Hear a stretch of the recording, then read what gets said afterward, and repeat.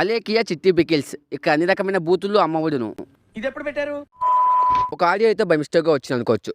Okay, 2 audio కూడా okay, మరి 3 audio కూడా. అరే లంజా కొడక, రివ్యూస్ చూసినవాడు పోగ్గడివి, మరి ఎందుకు మెసేజ్ చేసావురా? ఈ బూతులు వింటే బూతులకు సూసైడ్ చేసుకుని చచ్చిపోవాలనిపిస్తుంది. అలాంటిది వాడు ఇంకా బతికే ఉన్నాయంటే.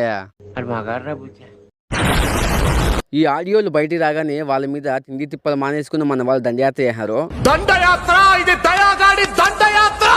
ఎంత చేసిన తర్వాత కూడా వాళ్ళు సారీ చెప్పకపోతే నరుకుతారు. అందుకే అలేక్ అనే పాప అయితే సారీ చెప్పేసింది.